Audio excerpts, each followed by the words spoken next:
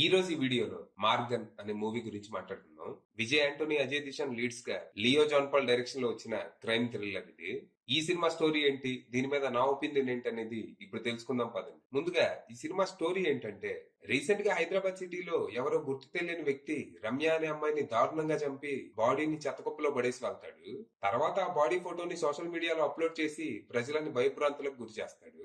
ఇక ఈ కేసుని హ్యాండిల్ చేయడానికి ముంబైలో ఏడీజీపీగా పనిచేస్తున్న మన హీరో ధ్రువ్ అన్అఫీషియల్ గా హైదరాబాద్ వస్తాడు.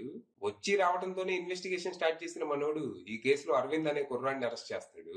ఇంట్రాగేషన్ లో అరవింద్ గురించి కొన్ని సంచలన విషయాలు బయటపడతాయి.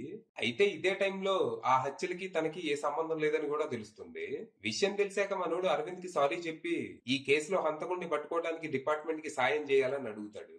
మరి తర్వాత ఏం జరిగింది, అసలు ఈ అరవింద్ ఎవరు, తన గురించి ఇంట్రాగేషన్ లో బయటపడ్డ సంచలన విషయాలు ఏంటి, అనుమానంతో తీసుకొచ్చి చివరికి తన హెల్పే ఎందుకు అడగాల్సి వచ్చింది, అసలు అరవింద్ ఏం చేయగలడు, ఇంతకీ ఈ కేసు కోసం మన హీరో అన్అఫీషియల్ గా హైదరాబాద్ ఎందుకు రావాల్సి వచ్చింది, తనకి ఈ కేసుకి ఉన్న లింక్ ఏంటి, అసలు తన కథ ఏంటి, చివరికి ఈ కేసులో హంతకుడు ఎలా దొరికాడు, తన మోటివ్ ఏంటి అనేది మీరు సినిమా చూసి తెలుసుకోవాలి.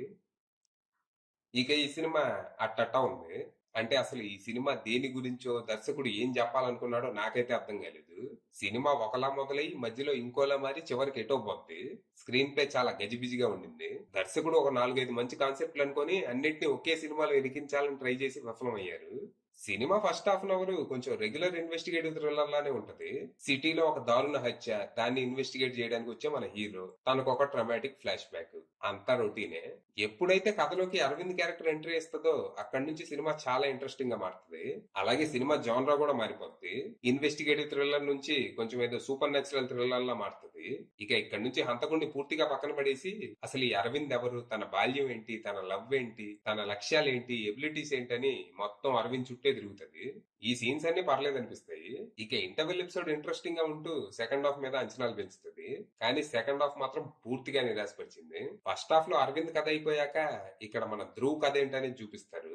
ఆ హంతకుడికి తనకి మధ్య ఉన్న లింక్ ఏంటనేది చాలా రొటీన్ గా, సహనానికి పరీక్షలా ఉంటది. ఇక ఇక్కడ నడిచే ఇన్వెస్టిగేషన్ కూడా చాలా ప్రెడిక్టబుల్ గా సాగుతుంది.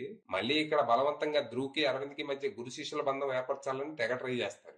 ఇక లాస్ట్ లో అసలు హంతకుడు ఎవరు, తన మోటివ్ ఏంటనేది బానే ఉన్నా దీన్ని చాలా హడావుడిగా చూపించడంతో ఇంపాక్ట్ ఏమీ ఉండదు.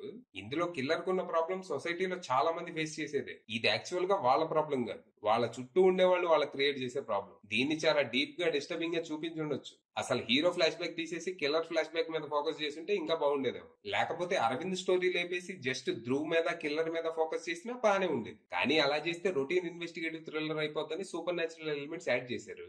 కానీ ఈ ఎలిమెంట్ వల్ల ఏం ఉపయోగం, ఇది ఉన్నా లేకపోయినా కథలో అవుట్కమ్ అయితే మారదు. అలాంటప్పుడు ఎందుకని. ఇక పర్ఫార్మెన్స్ విషయానికి వస్తే విజయ్ ఆంటోనీ గారు బాగానే చేశారు. రీసెంట్ టైమ్ లో ఆయన కొంచెం ఎఫర్ట్ బెట్ చేసిన సినిమాలు అనిపించింది. ఇక డెబ్యూటెంట్ అజయ్ దిశాన్ విషయానికి వస్తే కుర్రోడు బాగానే చేశాడు. అమాయకుడిగా, ప్రేమికుడిగా, అన్నగా, సైకోగా ఇలా చాలా షేడ్స్ చూపించాడు. మంచి ఫ్యూచర్ ఉంది. ఇక సినిమాలో మిగిలిన ఆర్టిస్టులంతా ఎవరి క్యారెక్టర్లు తగ్గట్టు వాళ్ళు బాగానే చేశారు. ఇక టెక్నికల్ గా సినిమా డీసెంట్ ఉంది. Production values, VFX and cinematography లాంటివి బాగుండగా విజయ్ ఆంటోనీ అందించిన పాటలు, బ్యాక్గ్రౌండ్స్ కూడా పర్లేదు అనిపించాయి. ఇక writer, director, editor Leo John Paul విషయానికి వస్తే ఐడియల్ గా పాటలుగా ఆయన పనితనం ఓకే అనిపించింది. స్క్రీన్ ప్లే మీద ఇంకా శ్రద్ధ పెట్టుంటే బాగుండేది.